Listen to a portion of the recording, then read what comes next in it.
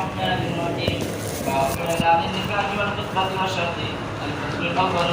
عن الربيع بنت معبد بن عفراء رضي الله تعالى عنهما قالت: جاء النبي صلى الله عليه وسلم فدخل حين بني علي وجلس على فراشي كمجلسك مني، وجعلت جويرية تلقنا يضربن بثوبه وينزلن من قتل من آبائه يوم بدر إذ قالت إحداهن: وفينا نبي صلى الله عليه وسلم يعلم ما في غد، فقال: دعي هذه وقولي بالذي كنت تقولين. رواه البخاري. بسم اللہ الرحمن الرحیم. پہلی روایت حضرت ربیع بنت معبد ابن عفراء رضی اللہ تعالی عنہ صحابیہ ہیں. معبد والد کا نام ہے، عفراء والدہ کا نام ہے، عفراء دادا کا نام نہیں. ربیع بنت معبد ابن عفراء، تو عفراء دادا کا نام نہیں بلکہ عفراء والدہ کا نام ہے. گویا کہ صحابیہ کے ماں باپ کا ذکر ہے، معبد اور عفراء. دادا کا نام ہے حارث، ربیع بنت معبد ابن حارث، دادا کا نام حارث ہے. ہجرت سے قبل ہی اسلام قبول کر لیا تھا حضرت ربیع رضی اللہ تعالی عنہ نے. آگے چل کر پھر ان کا جو روایت بیان کی گئی ہے، ایاس ابن بکیر لیسی رضی اللہ تعالی عنہ سے ان کا نکاح ہوا. ایاس ابن بکیر اور ان سے ایک صاحبزادہ محمد پیدا ہوئے. یہ ربیع بنت معبد غزوات میں شرکت کیا کرتی تھی حضور اکرم صلی اللہ علیہ وسلم کے ساتھ، اور میدان جنگ میں لوگوں کو پانی پلاتی، جو زخمی ہو جاتے ان کا علاج کرتی، اور جو شہید ہو جاتے ان کو اٹھا کر مدینہ منورہ پہنچانے کا اہتمام کرتی. یہ جو عورتیں وہاں شرکت کیا کرتی تھی. غزوہ حدیبیہ میں بھی شریک تھی. بیعت رضوان میں بھی انہوں نے اللہ کے نبی علیہ السلام سے بیعت کی. حضرت ربیع بنت معبد نے سن 35 ہجری میں شوہر سے کچھ ناچاقی ہو گئی. حضرت عثمان غنی رضی اللہ تعالیٰ عنہ کے دور میں کچھ ناچاقی ہو گئی. شوہر سے یوں کہا کہ میرے پاس جو کچھ ہے سب لے لو، مجھ سے خلا کر لو، علیحدگی اختیار کر لو، سب کچھ میرا لے لو. شوہر نے منظور کر لیا، حضرت ایاس ابن بکیر نے منظور کر لیا، سب کچھ دے دیا، بس ایک کرتا رہ گیا جو جسم پر تھا. شوہر نے جا کر شکایت کی حضرت عثمان غنی رضی اللہ تعالیٰ عنہ سے، اہلیہ کے ساتھ میرا یہ معاملہ ہوا تھا کہ جو کچھ میرے پاس ہے سب کچھ لے لو اور مجھ سے علیحدگی اختیار کر لو. میں نے منظور کر لیا، اب وہ اپنا کرتا نہیں دے رہی ہے جو پہن رکھا ہے. حضرت عثمان غنی رضی اللہ تعالیٰ عنہ نے ان کو ارشاد فرمایا حضرت ربیع سے، بھائی تم نے جو شرط لگائی ہے شرط کے مطابق اپنی شرط کو پوری کرو، لہذا اپنے لیے کوئی اور لباس کا انتظام کرو، کیونکہ تم نے یوں کہا ہے میرے پاس اس وقت جو کچھ ہے سب کچھ لے لو، تو اس میں تمہارا لباس بھی آ گیا. اپنے لیے کوئی اور نظم کرو اور یہ کرتا اتار کر بھی ان کو دو. اس کے بعد انہوں نے وہ کرتا بھی اتار کر دے دیا، اپنے لیے دوسرے لباس کا انتظام کیا. حضور اکرم صلی اللہ علیہ وسلم کو ان سے بڑی محبت تھی. حضرت ربیع بنت معبد سے اللہ کے نبی کو محبت تھی. آپ ان کے گھر تشریف لے جایا کرتے تھے. بعض اوقات ایک مرتبہ ان کے گھر تشریف لے جا کر آپ نے وضو کرنے کے لیے پانی منگایا، چنانچہ یہ برتن میں پانی بھر کر دے کر آئے، اللہ کے نبی علیہ السلام کی خدمت میں پیش کیا. ایک مرتبہ ان سے کسی نے پوچھا کہ ذرا اللہ کے نبی کا حلیہ تو بیان کر دیجیے. فرمایا بس یوں سمجھ لو کہ سورج طلوع ہو رہا ہے، جیسے سورج طلوع ہوتے وقت خوبصورت لگتا ہے، لوگ جاتے ہیں باقاعدہ دیکھنے کے لیے سورج کے نکلنے کا نظارہ، خصوصاً سمندر کے کنارے پر انتہائی خوبصورت لگتا ہے. تو جب ان سے کسی نے سوال کیا کہ حضور پاک علیہ السلام کا حلیہ بتلا دیجیے، تو فرمایا کہ بس یوں سمجھ لو کہ آفتاب طلوع ہو رہا ہے. ایک مرتبہ حضور پاک علیہ السلام کی خدمت میں طباخ بھر کر، بڑی پلیٹ بھر کر چھوارے اور انگور لے کر گئی. اللہ کے نبی کے پاس اس وقت مال آیا ہوا تھا، جب یہ انگور اور چھوارے بھر کر لے کر گئیں، اللہ کے نبی نے اس کے بدلے میں ان کو پلیٹ بھر کر سونا مرحمت فرمایا کہ تم ہمارے لیے انگور اور چھوارے لے کر آئیں، تو ہماری طرف سے یہ لے کر چلے جاؤ، کیونکہ اللہ کے نبی علیہ السلام کو ان سے تعلق بہت تھا۔ تو ایک ربیہ بنت معوذ ابن عفرہ رضی اللہ تعالی عنہ، یہ روایت ان سے پہلی روایت۔ باب اعلان النکاح والخطبۃ والشرط، خطبہ اور خطبہ دونوں طرح اس کو پڑھا گیا۔ خطبہ خا کے ضمے کے ساتھ خطبہ نکاح، اور خطبہ خا کے کسرے کے ساتھ پیغام پر پیغام دینا، خطبہ پیغام پر پیغام دینا۔ شارحین نے لکھا ہے کہ دونوں طرح اس کو پڑھا گیا اور دونوں صحیح ہیں، اس لیے کہ اس باب کے اندر دونوں طرح کی روایتیں ہیں۔ ایک روایت یہ بیان کی گئی کہ کوئی آدمی اپنے بھائی کے پیغام پر نکاح کا پیغام نہ دے، اور فصل ثانی کے اندر نکاح کا خطبہ بیان کیا گیا۔ حضور اکرم صلی اللہ علیہ وسلم جو خطبہ پڑھا کرتے تھے، اس لیے شارحین نے لکھا ہے خطبہ خطبہ دونوں صحیح ہیں، زیادہ بہتر خطبہ ہے۔ باب اعلان النکاح، یا باب نکاح کے اعلان اور خطبہ اور نکاح کے اندر اگر کوئی شرط لگائی جائے تو اس کا بیان، تینوں سے متعلق روایات اس باب کے اندر بیان کی گئی۔ الفصل الاول عن الربيع بنت معوذ بن عفراء رضي الله عنها قالت جاء النبي صلى الله عليه وسلم فدخل حين بني علي فجلس على فراشي كمجلسك مني فجعل جويريات لنا يضربن بالدف ويندبن من قتل من آبائي يوم بدر إذ قالت إحداهن وفينا نبي يعلم ما في غد فقال دعي هذه وقولي بالذي كنت تقولين رواه البخاری۔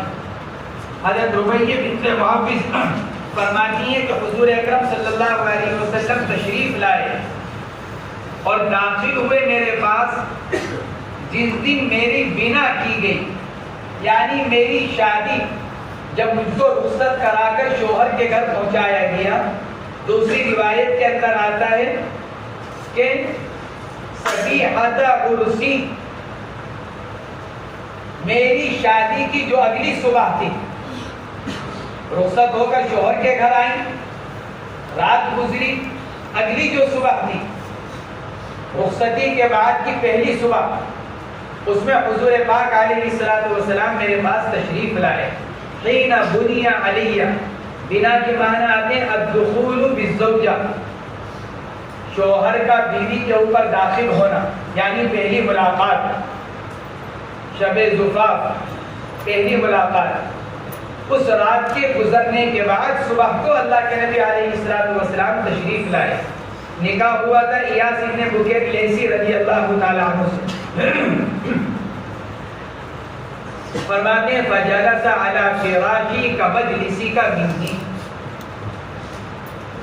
حضرت ربیہ اپنے شاگرد حضرت خالد ابن زکوان مدنی، جو ان سے روایت نقل کرنے والے ہیں، حضرت ربیع سے نقل کرنے والے خالد ابن زکوان المدنی راوی حدیث، ان سے فرما رہی ہیں اللہ کے نبی اس طرح اگر بیٹھے اس وقت جیسے تم بیٹھے ہوئے ہو،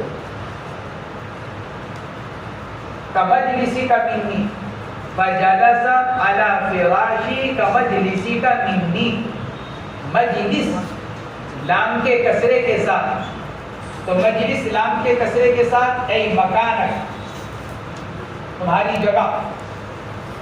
علامہ کرمانی رحمۃ اللہ علیہ نے لکھا ہے مجلس لام کا فتحہ اے جلوس،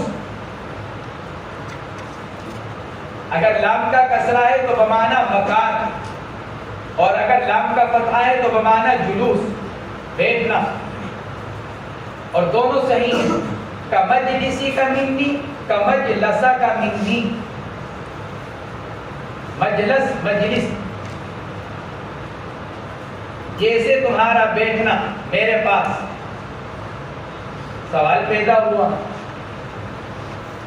اللہ کے نبی علیہ السلام نامحرم کے پاس آ کر کیوں بیٹھے؟ حضرت ربیع سے کوئی آپ کا نسبی رشتہ تو ہے نہیں. پھر اللہ کے نبی علیہ السلام حضرت ربیع کے پاس آ کر اس طرح کیوں بیٹھے؟ کیونکہ فجلس علی فراشی، صحابیہ فرماتی میرے بستر پر تشریف فرما ہوئے. تو یہاں سوال پیدا ہوا کہ اللہ کے نبی علیہ السلام ایک نامحرم عورت کے بستر پر جا کر کیوں بیٹھے؟ مختلف جوابات دیے ہیں. ایک جواب تو یہ دیا گیا کہ بے شک آپ آ کر وہاں پر بیٹھے لیکن پردے کے پیچھے، پردہ پڑا ہوا تھا. چنانچہ خالد ابن زکوان بھی پردے کے پیچھے بیٹھے ہوئے تھے، کیونکہ فرمانی کمجلسی کا منی، جس جگہ تم بیٹھے ہو اسی جگہ اللہ کے نبی آ کر بیٹھے. جواب یہ دیا گیا کہ بیچ میں پردہ پڑا ہوا. دوسرا جواب یہ دیا گیا کہ اللہ کے نبی علیہ السلام کا وہ معاملہ پردے کے حکم کے نازل ہونے سے پہلے کا ہے. اور تیسرا جواب یہ دیا گیا کہ جو ممانعت ہے وہ اس وقت ہے جبکہ فتنے اور فتنے کا کسی طرح اندیشہ ہو، کوئی خوف ہو، اپنے اوپر اطمینان نہ ہو. اور یہ خوف حضور اکرم صلی اللہ علیہ وسلم کے بارے میں نہیں تھا. فتنے سے چونکہ امن تھا، کسی طرح کا خوف نہیں تھا فساد کا، اس لیے حضور اکرم صلی اللہ علیہ وسلم تشریف فرما ہوئے. چوتھا جواب یہ دیا گیا کہ یہ حضور اکرم صلی اللہ علیہ وسلم کی خصوصیت، کیونکہ آپ روحانی باپ، امت کی عورتوں کے روحانی باپ. تو یہ اللہ کے نبی علیہ السلام کی خصوصیت کہ آپ اجنبی عورت کے پاس جا کر تشریف فرما ہوئے. یہ مختلف جوابات اس سوال کے دیے گئے. فرماتے کمجلسی کا منی فجعلت جویریات لنا یضربن بالدف. تو چند جویریات، چھوٹی لڑکیاں، جویریہ کی جمع نابالغہ لڑکی، وہ دف بجانے لگی.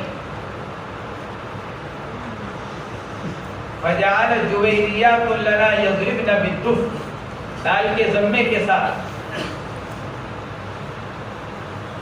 اور دوسرا قول یہ کہ لفن، دال کے فتحے کے ساتھ. دونوں طرح اس کو پڑھا گیا. مشہور بضم الدال، دف، کہ دف بجانے لگی. دف کی شکل یہ ہوتی ہے جیسے نقارہ ہوتا ہے، ایک تو ڈھول ہوتا ہے دونوں طرف سے بجانے کا، دف ہوتا ہے ایک طرف سے، نقارہ ہوتا ہے اس میں ایک ہی طرف کھال لگی ہوئی ہوتی ہے، وہ ایک ہی طرف سے بجتا ہے.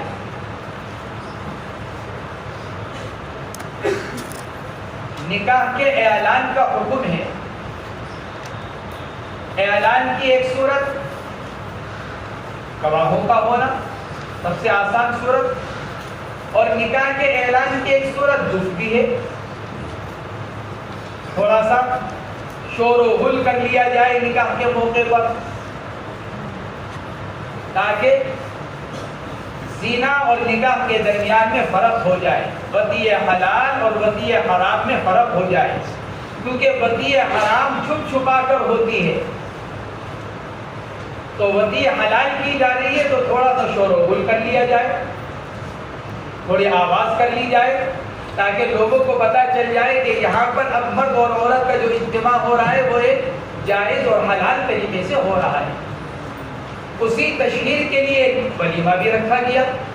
ولیمہ بھی اسی تشہیر کے لیے ہے، کیونکہ جب رات گزار کر جب اگلے دن بڑی دعوت کی جا رہی ہے تو لوگ پوچھیں گے اور لوگوں کے علم میں خود بخود آ جائے گا کہ آج ولیمے کی دعوت کیوں ہے، کیونکہ ان دونوں کا نکاح ہوا ہے. تو یہ بھی ایک تشہیر کی صورت ہے. تو دف فجعلت جویریات لنا یضربن بالدف، دف بجانے لگی. بوقت نکاح دف بجانا جائز ہے بشرطے کہ ساز کے ساتھ نہ ہو اور مقصد تشہیر ہو. لاہو و لعب نہیں، مقصد تشہیر ہو نکاح کی، جیسا کہ ایک روایت کے اندر اس کی صراحت بھی ہے کہ دف بجانے کا مقصد یہی ہے، نیز آلات موسیقی کے طرز پر اس کو نہ بجایا جائے، بلکہ اعلان مقصود ہو۔ جیسے رمضان میں سحری اور افطاری کے لیے بجایا جاتا ہے تو مقصود اعلان ہوتا ہے، اس میں کسی قاعدے ضابطے کی رعایت نہیں رکھی جاتی۔ اسی طرح یہاں پر بھی دف بجانے کی گنجائش ہے، بشرطے کہ ساز کے ساتھ نہ ہو اور آلات موسیقی کے طرز پر نہ ہو، تو پھر اس کو بجانے کی اجازت ہے۔ اس لیے فرماتے ہیں فَجَعَلَ جُوَيْرِيَّاتٌ لَنَا يَضْرِبْنَ بِالدُّفِ، آج کل کے زمانے کے اندر جو ڈھول باجے کے ساتھ جو جاتی ہے بارات، اس کی اجازت نہیں۔ ہارمونیم ہوتے ہیں، باجے ہوتے ہیں، اور ڈھول کو بھی ایک ساز کی طرح بجایا جاتا ہے، اس کی اجازت نہیں شرع، یہ غیروں کا طریقہ ہے۔ اس کی اجازت اس لیے دی گئی تاکہ ایک طرح کا اعلان ہو جائے۔ فَجَعَلَ جُوَيْرِيَّاتٌ لَنَا يَضْرِبْنَ بِالدُّفِ وَيَنْدُبْنَ مَنْ قُتِلَ مِنْ آبَائِهِ يَوْمَ بَدْرٍ۔ يَنْدُبْنَ ندبتن سے، يَنْدُبْنَ ندبتن سے، اور ندبتن کے معنی آتے ہیں میت کے اچھے اوصاف کو بیان کرنا۔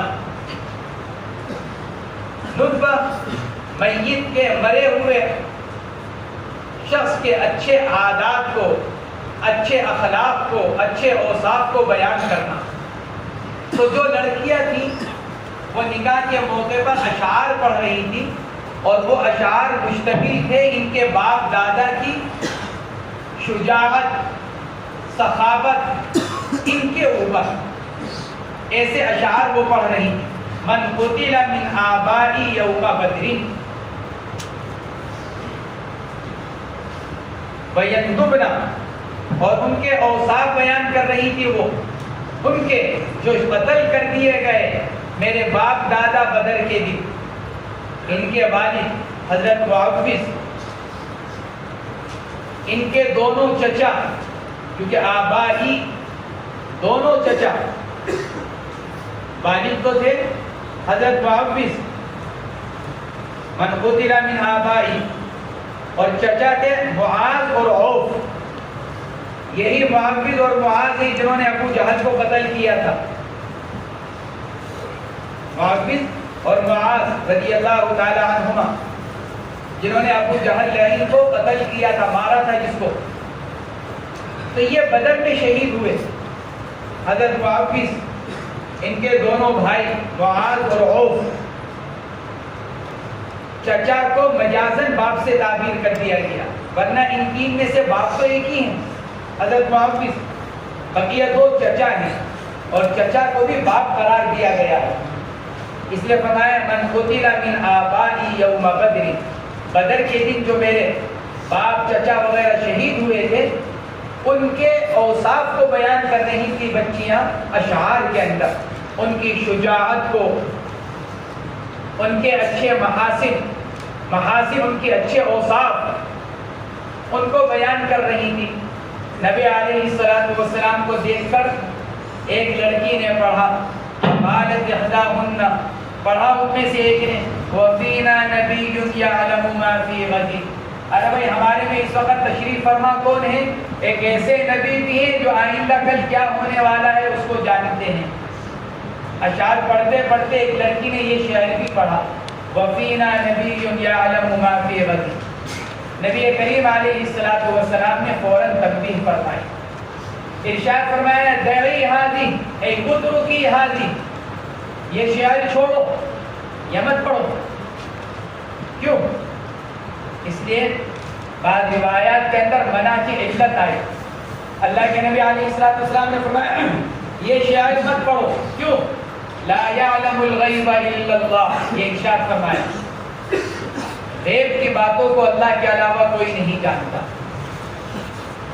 یا آپ نے منع کی علت کو بیان فرمایا کہ میں منع کیوں کر رہا ہوں اس شعر کے پڑھنے کو. وَقُولِي بِالَّذِي كُنْتِ تَقُولِينَ, وہی پڑھتی ہو جو پہلے سے پڑھ رہی ہو.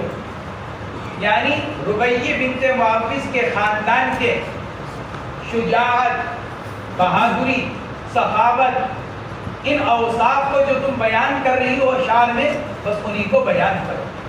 وَقُولِي بِالَّذِي كُنْتِ تَقُولِينَ, اسی کو منع کرو, اسی کو پڑھتی رہو جو تم پڑھ رہی تھی, اور یہ شعر رہنے دو.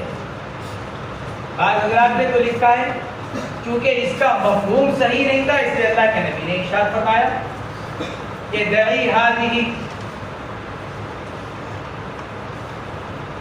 ہمارے بریلوی بھائی چونکہ حضور اکرم صلی اللہ علیہ وسلم کے لیے علم غیب کو ثابت کرتے ہیں, اس لیے وہ ان میں سے بعض حضرات نے اس حدیث پر لکھا ہے اللہ کے نبی علیہ السلام نے اس لیے انکار فرمایا کیونکہ ایک دینی بات کو دنیاوی اشعار کے ساتھ ملایا جا رہا تھا. یہ تو ایک دین کی بات ہے کہ نبی علیہ السلام آئندہ کل کے بارے میں جانتے ہیں, یہ تو ایک دین کی ایک بات ہے. اللہ کے نبی نے اس لیے منع فرمایا کیونکہ انہوں نے ایک دینی بات کو دنیاوی اشعار کے ساتھ ملایا, تو یہ ایک طرح کی بے ادبی ہوئی. تو اس بے ادبی کی وجہ سے اللہ کے نبی نے منع فرمایا. لیکن صحیح بات وہی ہے جو پہلے کہی گئی. جب خود اللہ کے نبی علیہ السلام ایک روایت میں اس کی صراحت فرما رہے ہیں یہ مت کہو, کیوں؟ اس لیے کہ اللہ کے علاوہ کوئی غیب کی بات نہیں جانتا. تو پھر وہی بات صحیح ہے جو علت منع کی اللہ کے نبی علیہ السلام ارشاد فرما رہے ہیں, وہی بات صحیح. اللہ کے نبی علیہ السلام بس وہی جانتے تھے جو اللہ کی طرف سے بتلا دیا گیا, اور جو بتلا دیا گیا وہ غیب کہاں رہا. غیب اس علم کو کہتے ہیں جو آدمی کو بلا واسطہ حاصل ہو. وہ علم غیب کہلاتا ہے جو آدمی کا ذاتی ہو اور بلا کسی واسطے کے. اس لیے اللہ کے علم کو علم غیب کہا جاتا ہے کیونکہ اللہ کا علم ذاتی ہے, کسی واسطے کے ساتھ نہیں. حضور اکرم صلی اللہ علیہ وسلم کو جو علم دیا گیا وہ واسطے سے دیا گیا. اب چاہے وہ واسطہ حضرت جبرائیل کا ہو, چاہے وہ واسطہ کتاب اللہ کا ہو, چاہے وہ واسطہ وحی کا ہو, چاہے وہ واسطہ الہام کا ہو. اللہ کے نبی علیہ السلام کو جو علم دیا جا رہا ہے وہ واسطے سے دیا جا رہا ہے, اور جو علم واسطے سے حاصل ہو وہ علم غیب نہیں کہلاتا. یہ ایک ضابطے کی بات ہے. اس لیے اللہ تبارک و تعالیٰ نے اپنے نبی علیہ السلام سے بار بار قرآن پاک کے اندر یہ کہوایا کہ آپ کہیے کہ میں غیب کی بات نہیں جانتا, آپ کہیے میں غیب کی بات نہیں جانتا. کیونکہ اللہ تو جانتے ہیں کہ آئندہ ایک فرقہ ایسا آنے والا ہے جو نبی کے لیے علم غیب کو ثابت کرے گا. اللہ تو جانتے ہیں کیونکہ اللہ علم غیب رکھتے ہیں. کیونکہ اللہ جانتے ہیں اس لیے اللہ نے اپنے نبی کی زبانی بار بار کہلوایا قُلْ لَا يَعْلَمُ مَنْ فِي السَّمَاوَاتِ وَالْأَرْضِ الْغَيْبَ إِلَّا اللَّهُ. خلیف آیات کے اندر اللہ نے یہ کہلوایا. اس لیے اللہ کے نبی علیہ السلام نے یہاں پر بھی ان بچیوں کو منع فرمایا کہ یوں مت کہو کہ آئندہ کل کی بات کو جانتے ہیں. وعن عائشة رضي الله تعالى عنها قالت شفت امرأة إلى رجل من الأنصار فقال نبي الله صلى الله عليه وسلم ما كان معكم لهو وإن الأنصار يعجبهم اللهو رواه البخاري. وعن عائشة رضي الله تعالى عنها قالت شفت امرأة إلى رجل من الأنصار فقال نبي الله صلى الله عليه وسلم ما كان معكم لهو فإن الأنصار يعجبهم اللهو رواه البخاري.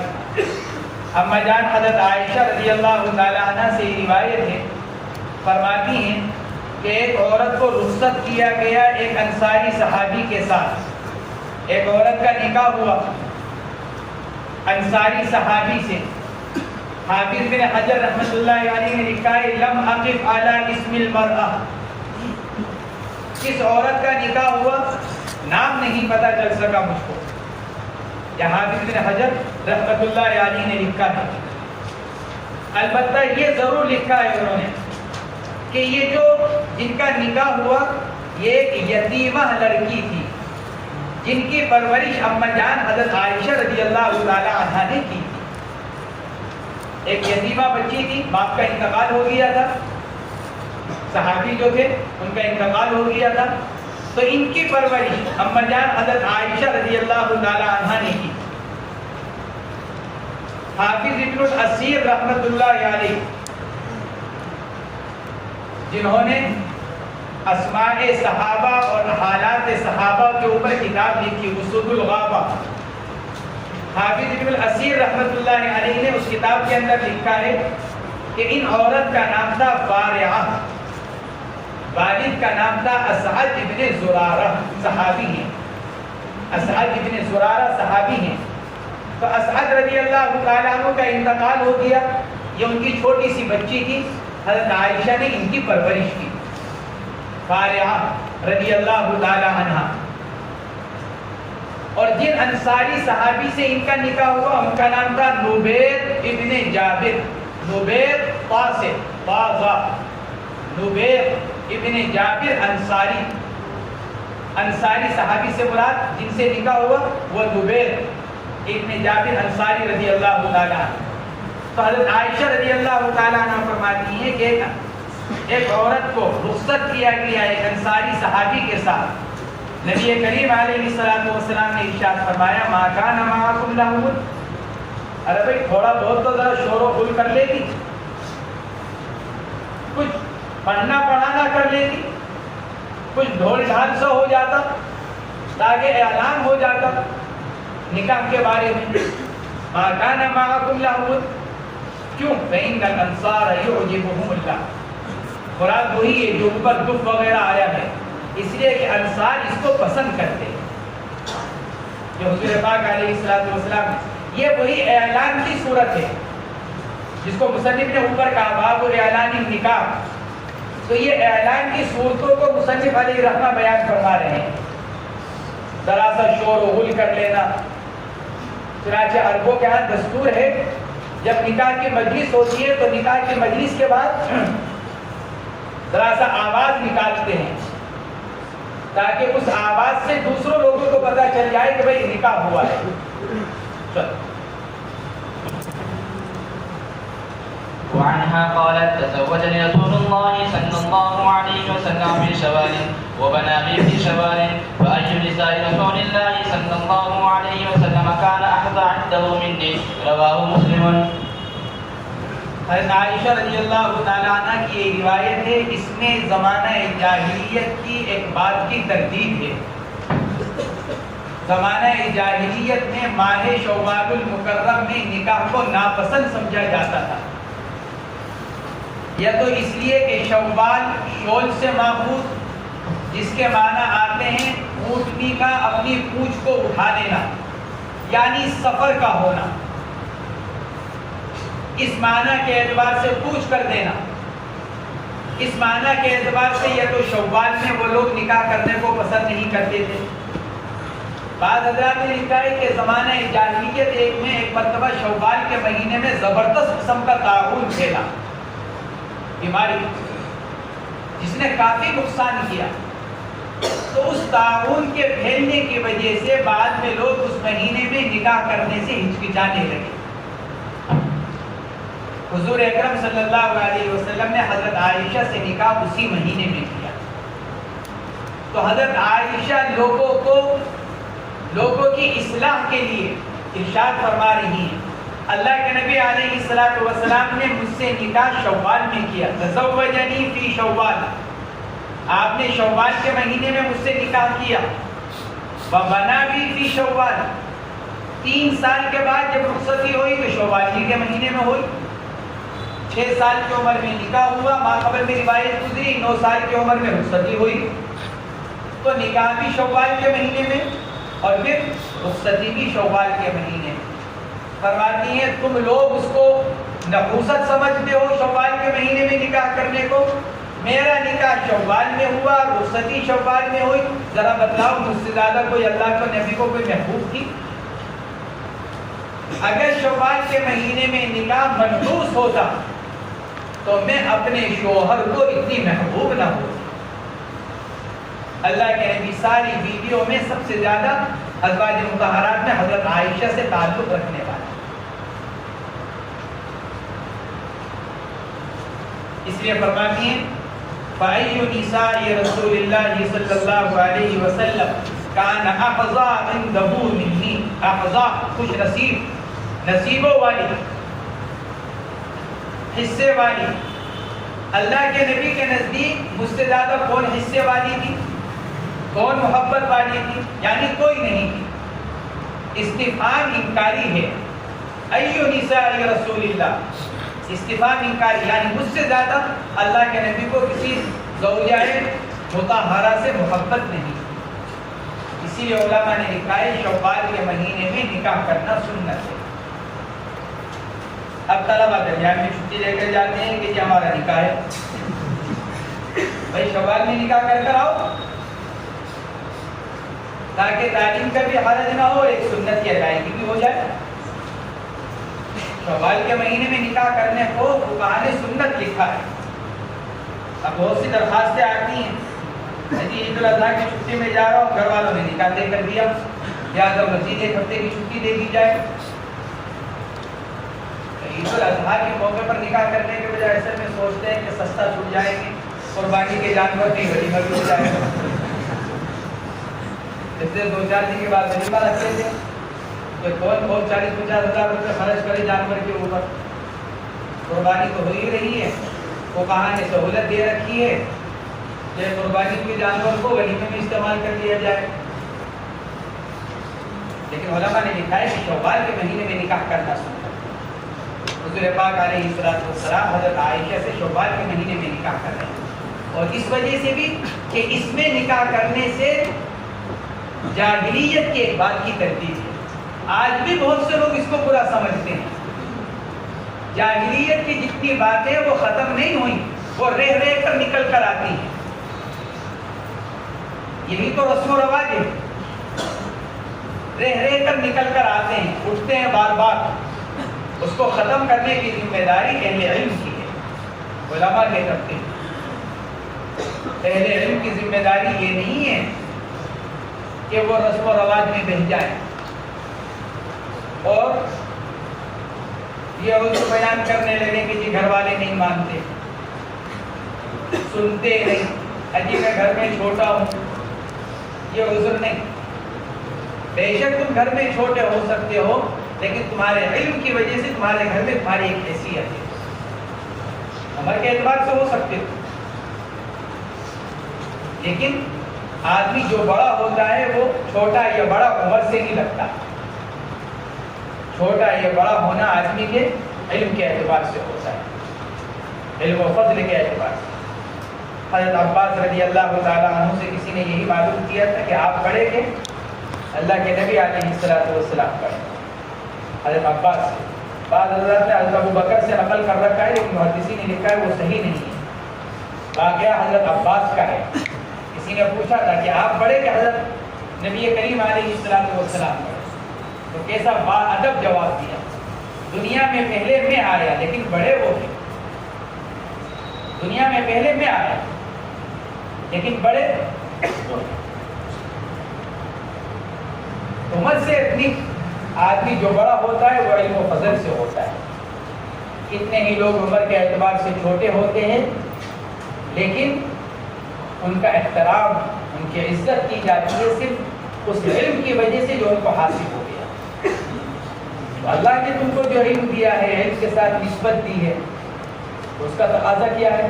اس کا تقاضا یہ ہے کہ ہم آگے بڑھ کر اپنے گھر کی، اپنے خاندان کی، اپنی برادری کی، اپنے معاشرے کی جو رسم و رواج ہیں ان کو حکمت کے ساتھ اور مصلحت کے ساتھ ختم کرنے کی کوشش کریں۔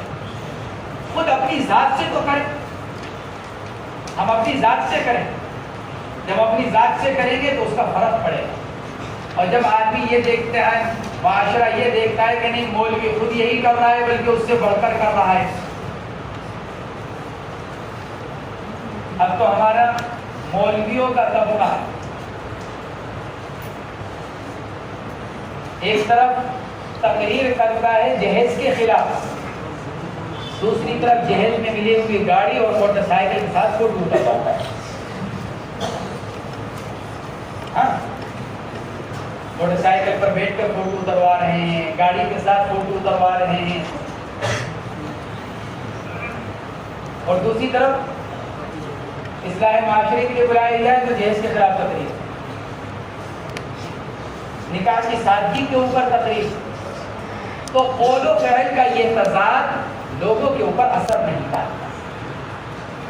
زبان سے کچھ کہہ رہے ہیں، عمل کچھ کر رہے ہیں، بلکہ لوگ الٹا برا کہتے ہیں. ہمیں تو سادگی کی تلقین کر رہے ہیں، ہمارے سے تو یوں کہا جا رہا ہے کہ جہیز نہ لیا جائے، اور خود جہیز کی ہی گاڑی میں بیٹھ کر آئے ہیں تقریر کرنے کے لیے. یہ بھی عجیب بات ہے. تقریر کرنے کے لیے جس موٹر سائیکل پر جا رہے ہیں وہ وہی موٹر سائیکل ہے جو جہیز میں ملی ہے، اور جا کر تقریر کر رہے ہیں جہیز کے خلاف. ماں باپ اپنی بیٹی کو اس کی ضرورت کے اعتبار سے سامان میں ٹھیک ہے، کوئی حرج کی بات نہیں، لیکن ہم مولویوں کے طبقے کو اس کی کوشش کرنی چاہیے کہ بھی جا کر موجودہ ماحول میں نکاح آسان ہوگا. اگر ہم اس کو آسان کرنے کی فکر نہیں کریں گے تو نکاح اور مشکل ہوتا چلا جائے گا، زنا اور آسان ہوتا چلا جائے گا اور عام ہوتا چلا جائے گا.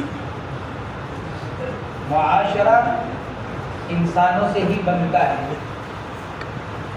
جو اتنی محنتیں ہوتی ہیں نا اصلاح معاشرے کی، تقریریں ہوتی ہیں، کتابیں شائع ہوتی ہیں، جلسے ہوتے ہیں اصلاح معاشرے کے عنوان پر، سب سے آسان راستہ کیا ہے؟ ہر ایک اپنی ذات سے اصلاح کرنے والا بن جائے. مسئلہ یہ ہے کہ ہر ایک دوسرے کی اصلاح کی فکر کرتا ہے. اسی کو حدیث پاک کے اندر فرمایا گیا، آدمی سامنے والے کی آنکھ کا تنکا دیکھتا ہے لیکن اپنے آنکھ کا شہتیر نہیں دیکھتا. آنکھ میں اتنا موٹا لکڑا پڑا ہوا ہے وہ تو نظر نہیں آ رہا ہے، لیکن تنکا نظر آ رہا ہے سامنے والے کی آنکھ کا. یہ فرمایا گیا حدیث پاک میں. اب اگر آدمی اپنی آنکھ کا تنکا دیکھنے پر لگ جائے تو سامنے والے کو دیکھنے کی فرصت ہی نہیں ملے گی اسے. اسی لیے بڑے حضرت جی رحمۃ اللہ علیہ، حضرت مولانا الیاس صاحب رحمۃ اللہ علیہ فرمایا کرتے تھے، اللہ نے ہر انسان کو دو آنکھیں دی ہیں زیادہ دیکھنے کے لیے. فرماتے تھے ایک آنکھ دی ہے اپنی خامیوں کو دیکھنے کے لیے اور دوسری آنکھ دی ہے سامنے والے کی خوبیوں کو دیکھنے کے لیے. اس آنکھ سے اپنی خامی دیکھ رہا ہے، اس آنکھ سے سامنے والے کی خوبی دیکھ رہا ہے. بتلاؤ کہ یہ آدمی کسی سے جھگڑے گا؟ اپنی خامیاں ہی خامیاں نظر آ رہی ہیں اور سامنے والے کی خوبیاں ہی خوبیاں نظر آ رہی ہیں تو کسی سے بھی لڑائی نہیں ہوتی. فرماتے تھے لیکن آج دیکھنے کا معیار بدل گیا. جو آنکھ اپنی خامی دیکھنے کی تھی اب وہ سامنے والے کی خامی دیکھ رہی ہے، اور جو آنکھ سامنے والے کی خوبی دیکھنے کے لیے تھی وہ اپنی خوبی دیکھنے پر لگ گئی. اس لیے بھائی بھائی کے اندر لڑائی ہو گئی. اب میں اپنی ذات کے اعتبار سے اپنے آپ کو اچھا سمجھ رہا ہوں، سامنے والے کو برا سمجھ رہا ہوں. اس لیے اس کی ذرا سی بات کھٹکتی ہے، اس کی ذرا سی بات پر اختلاف شروع ہو جاتا ہے، اس کی ذرا سی بات پر انتشار ہونے لگتا ہے، ذرا سی بات پر لڑائی جھگڑے شروع ہو جاتے ہیں. اور اگر اپنی خامی دیکھی جائے، سامنے والے کی خوبی دیکھی جائے تو پھر کوئی جھگڑا نہیں. فرماتی ہیں فَأَيُّ نِسَاءِ رَسُولِ اللَّهِ صلی اللہ علیہ وسلم كَانَ أَحْظَى عِنْدَهُ مِنِّي. وعن عقبة بن عامر رضي الله تعالى عنه قال قال رسول الله صلى الله عليه وسلم أحق الشروط أن توفوا به ما استحللتم به الفروج. متفق عليه. حضرت عقبہ ابن عامر رضی اللہ تعالی عنہ کی روایت ہے، قال رسول اللہ صلی اللہ علیہ وسلم احق الشروط ان توفوا به ما استحللتم به الفروج. ساری شرطوں میں پورے کیے جانے کے سب سے زیادہ لائق وہ شرطیں ہیں جن کے ذریعے سے تم نے عورت کو اپنے لیے حلال کیا ہے۔ احق الشروط، ساری شرطوں میں سب سے زیادہ حقدار اس بات کے کہ ان کو پورا کیا جائے اور تم ان کو پورا کرو، وہ شرطیں ہیں جن کے ذریعے سے تم نے شرمگاہ یعنی عورت کو اپنے لیے حلال کیا ہے۔ فقہا نے لکھا ہے کہ شرطوں کی 3 قسمیں ہیں، 3 قسم کی شرائط ہیں۔ نمبر 1 وہ شرائط جس میں عورت کا صرف فائدہ ہی فائدہ ہے، سرے سے اس کا کوئی نقصان ہی نہیں ہے۔ جیسے مثال کے طور پر عورت نکاح کرتے ہوئے مرد سے یہ شرط لگا رہی ہے، میں تم سے نکاح کرنے کو تیار ہوں لیکن تم میری موجودگی میں دوسرا نکاح نہیں کرو گے۔ اس میں سارا فائدہ کس کا ہے؟ عورت کا۔ پہلی قسم کی شرط، اور بھی اس طرح کی شرطیں ہیں جس میں عورت کا صرف نفع ہی نفع ہے۔ حضرت امام احمد بن حنبل رحمۃ اللہ علیہ فرماتے ہیں شوہر کے ذمے ان شرطوں کا پورا کرنا واجب ہے۔ اگر شوہر نے شرط کو قبول کر لیا، مرد نے نکاح کا پیغام دیا عورت کو، عورت نے کہا ٹھیک ہے میں نکاح کرنے کو تیار ہوں بشرطے کہ جب تک میں تمہارے نکاح میں رہوں تم کوئی دوسرا نکاح نہیں کرو گے، شوہر نے قبول کر لیا۔ امام احمد بن حنبل رحمۃ اللہ علیہ فرماتے ہیں شوہر کے ذمے کیا ہے؟ اس کا ایفاء واجب ہے، ضروری ہے، اب وہ شرط کے خلاف نہیں کرے۔ جمہور علماء فرماتے ہیں اس قسم کا ایفاء ضروری نہیں ہے، شوہر اگر چاہے تو پورا کرے، شوہر اگر اس کو ختم کرنا چاہے ختم کرے۔ دوسری قسم کی شرائط وہ ہیں جس میں صرف عورت کا ہی نقصان ہے۔ پہلی قسم وہ جس میں عورت کا صرف نفع ہی نفع، دوسری قسم وہ جس میں عورت کا صرف نقصان ہی نقصان۔ ایک عورت نے آ کر یوں کہا کسی مرد سے میں آپ سے نکاح کرنا چاہتی ہوں، شوہر نے کہا نکاح کرنے کو تو تیار ہوں لیکن تمہارا کوئی حق ادا نہیں کروں گا، مہر نہیں دوں گا، سکنا کی ذمہ داری میرے اوپر نہیں، اپنی ماں باپ کی کے گھر رہنا، نفقے کی ذمہ داری میرے اوپر نہیں، خرچہ خود ہی اٹھانا۔ یہ وہ شرطیں ہیں جس میں سراسر عورت کا نقصان ہے۔ اس قسم ثانی کی شرائط کا ایفاء بالاتفاق جائز نہیں ہے۔ عورت نے قبول کر لیا جن میں اس شرط کو منظور کرتی ہوں، فقہا فرماتے ہیں کہ شوہر کے لیے اس کا ایفاء جائز نہیں ہے، بلکہ اس کے ذمہ واجب ہے مہر کا ادا کرنا، اس کے ذمہ واجب ہے سکنا کا انتظام کرنا، اس کے ذمہ واجب ہے نفقے کا انتظام کرنا، جو اس کے ذمہ کیا ہے؟ لازم اور ضروری۔ تیسری قسم شرائط کی وہ ہیں جو مقتضائے عقد کے مطابق ہو،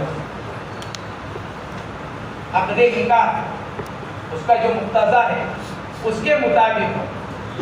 جیسے مرد نے نکاح کا پیغام دیا، عورت نے کہا ٹھیک ہے میں نکاح کرنے کو تیار ہوں لیکن اس شرط کے ساتھ کہ آپ میرے ساتھ کوئی بدسلوکی نہیں کریں، آپ میرے ساتھ بد اخلاقی کے ساتھ پیش نہیں آئیں، آپ میرے اوپر زور زبردستی نہیں کریں۔ شوہر نے منظور کر دیا تو یہ شرط مقتضائے عقد کے مطابق ہے۔ قرآن کہتا ہے وَعَاشِرُوهُنَّ بِالْمَعْرُوفِ، ان کے ساتھ بھلائی کے ساتھ زندگی گزارو، ان کو نقصان نہ پہنچاؤ، ان کے حقوق کی ادائیگی کرو۔ اس شرط کا پورا کرنا بھی اتفاق ضروری ہے۔ ابھی عقبہ ابن عامر رضی اللہ تعالیٰ عنہ کی روایت، نبی کریم علیہ الصلوۃ والسلام یہ ارشاد فرما رہے ہیں جن شرطوں کو پورا کرنا لازمی ہے وہ شرطیں ہیں کہ جن کے ذریعے سے عورت کو اپنے لیے حلال کیا۔ جمہور علماء اس حدیث کو محمول کرتے ہیں اس میں ثالث کے اوپر، یعنی وہ شرط جو مقتضائے عقد کے مطابق ہے۔ امام احمد بن حنبل اس حدیث کو محمول کرتے ہیں قسم اول اور قسم ثالث دونوں کے اوپر. قسم اول یعنی وہ شرائط جو جس میں سراسر عورت کا نفع ہے، اور قسم ثالث جو مقتضائے عقد کے مطابق ہے. امام احمد اس روایت کو دونوں قسموں پر محمول کرتے ہیں، جمہور علماء اس روایت کو صرف قسم ثالث پر محمول کرتے ہیں. رہی قسم ثانی، اس کا بال اتفاق پورا کرنا جائز نہیں. فرماتے ہیں حضور اکرم صلی اللہ علیہ وسلم نے ارشاد فرمایا کہ جن شرطوں کو پورا کرنا سب سے زیادہ ضروری ہے وہ جن کے ذریعے سے تم نے شرمگاہ کو حلال کیا ہے. وعن ابي هريره رضي الله تعالى عنه قال قال رسول الله صلى الله عليه وسلم لا يكتب الرجل على خطبه اخيه حتى ينكح او يترك. متفق عليه. جو اوپر بتایا گیا تھا کہ خطبہ اور خطبہ دونوں روایتیں ہیں اور مصنف نے دونوں طرح کی روایتوں کو بیان کیا ہے. یہاں اسی روایت کو بیان کیا، خطبہ والی روایت کو، پیغام پر پیغام دینا. اس کی ممانعت ہے اس لیے کہ اس کے ذریعے سے آپس میں ناچاکی پیدا ہوتی ہے. ایک آدمی نے پیغام دے رکھا ہے، دوسرے نے جا کر اس پر اپنا پیغام دے دیا، تو اس میں پہلے والوں کے دلوں میں برائی پیدا ہوگی. اس لیے شریعت نے اس سے انکار کیا. لیکن یہ عشت کے ساتھ ہے جبکہ پہلے والے پیغام کو قبول کیے جانے کی امید ہو. فرماتے ہیں حضرت ابو ہریرہ رضی اللہ تعالی عنہ حضور اکرم صلی اللہ علیہ وسلم نے ارشاد فرمایا آدمی نہ پیغام دے اپنے بھائی کے پیغام پر. جب ایک نے پیغام دے رکھا ہے مرد نے کسی عورت کو نکاح کا، تو جب تک ان کی طرف سے ہاں یا نہیں نہ ہو جائے، جب ہاں ہو گئی تو بات ہی ختم ہو گئی، ہاں جب نہیں ہو جائے تو تم اپنا پیغام دے دو ان کو جا کر نکاح کا. فرماتے ہیں علی خطبتی اخی. امام خطابی رحمۃ اللہ علیہ فرماتے ہیں یہ نہیں یہ تنزیہی ہے. جمہور علماء فرماتے ہیں نہیں یہ تحریمی ہے، حرام ہے آدمی کے لیے. جب پیغام کیا ہوا ہو تو ان کی طرف سے کوئی بات فیصلے سے پہلے، فائنل ہونے سے پہلے کسی دوسرے کے لیے اپنا نکاح کا پیغام دینا، جمہور علماء فرماتے ہیں کہ یہ نہیں یہ تحریمی ہے. اچھا اگر اس کے باوجود کسی نے نکاح کا پیغام دے دیا، زید نے ہندا کو نکاح کا پیغام دے رکھا ہے، عمر کو معلوم تھا، اس کے باوجود جا کر اس نے نکاح کا پیغام دے دیا اور لڑکی والوں نے عمر کا ہی قبول کر لیا اور زید کو جواب دے دیا کہ ہم آپ سے نکاح نہیں کرتے، تو پھر ایسی صورت میں نکاح کا کیا حکم ہے؟ جمہور علماء فرماتے ہیں نکاح ہو جائے. بے شک نہیں یہ تحریمی ہے، اس نے غلط کام کیا، گناہ کا کام کیا، شریعت کے حکم کی خلاف ورزی کی، لیکن جب ایجاب و قبول اپنی شرائط کے ساتھ پایا جا رہا ہے تو نکاح ہو گیا. داؤد ظاہری فرماتے ہیں کہ اس صورت میں نکاح ہی صحیح نہیں ہوگا، نکاح منعقد نہیں ہوگا. اس صورت میں اگر نکاح کا پیغام دیا جائے پیغام کے اوپر اور اس کو قبول کر نکاح ہو جائے. اللہ کے نبی علیہ الصلوۃ والسلام جو ارشاد فرما رہے ہیں کہ ایک آدمی اپنے بھائی کے پیغام پر پیغام نہ دے. محدثین اور شارحین نے اس کو مقید کیا ہے کہ شرط کے ساتھ، جبکہ لڑکی والوں کی طرف سے اس کو قبول کرنے کا خیال، اور اگر فرق ہو بہت پہلے ہی خیال ہے کہ نہیں پیغام قبول کیا جائے گا تو پھر پیغام پر پیغام دینے میں کوئی حرج کی بات نہیں، دیا جا سکتا ہے. لیکن ابھی ان کی طرف سے سوچ و بچار چل رہا ہے، ہم نے پیغام دے رکھا ہے، لڑکی والے سوچ رہے ہیں، لڑکے والے لڑکے کی طرف سے معلومات حاصل کر رہے ہیں، یا انہوں نے سوچنے کے لیے وقت مانگ رکھا ہے اور اب دوسرے نے جا کر نکاح کا پیغام دے دیا. حدیث پاک نے اس سے منع کیا ہے کیونکہ اس سے آپس میں دوریاں پیدا ہوتی ہیں، لڑائیاں پیدا ہوتی ہیں اور پھر یہ لڑائی بہت دور تک پہنچ جاتی ہے. اس لیے شریعت سدًا للباب ان تمام باتوں سے روکتی ہے سدن للباب، دروازہ بند کرنے کے لیے. کہیں کا دروازہ؟ لڑائی جھگڑے کا، انتشار اور اختلاف کا. اس کا دروازہ بند کرنے کے لیے شریعت ان تمام باتوں سے روکتی ہے جو دروازے کو کھولنے میں معین ثابت ہو سکتی ہے. یہاں پر بھی چونکہ یہ وجہ بن سکتی ہے آپس کے انتشار، آپس کے اختلاف، آپس کی لڑائی، آپس کی دوریوں کا، اس لیے شریعت نے اس سے منع فرمایا. باقی جس کی قسمت میں جو ہے وہی ہوگا. ایک صحابی نے ایک دوسرے صحابی کو تیار کیا، ذرا فلاں لڑکی کے پاس ہمارا گھر میں نکاح کا پیغام لے کر چلی جاؤں. صحابہ کا واقعہ ہے. ایک صحابی نے دوسرے صحابی کو تیار کیا، مجھے تو شرم آتی ہے کہ میں اپنا پیغام لے کر جاؤں، آپ میری طرف سے نکاح کا پیغام فلاں گھر میں لے کر چلی جائیے، رشتہ کرا دیجیے، نکاح پڑھوا دیجیے. دوسرے صحابی پیغام لے کر گئے لڑکی والوں کے ہاں، جا کر کہا کہ ہمارے فلاں ساتھی آپ کی لڑکی سے نکاح کرنا چاہتے ہیں. لڑکے والوں نے کہا جی ان کو تو چھوڑو، آپ تیار ہو؟ لڑکے والوں نے کہا ان کو چھوڑو، آپ تیار ہو ہماری بچی سے نکاح کرنے کے لیے؟ اگر آپ تیار ہیں تو میں بھی تیار ہوں. اسی مجلس میں نکاح ہو گیا.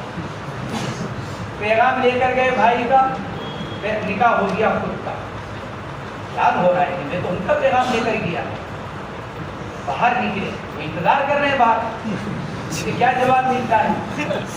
جا کر خاموش کھڑے ہو گئے.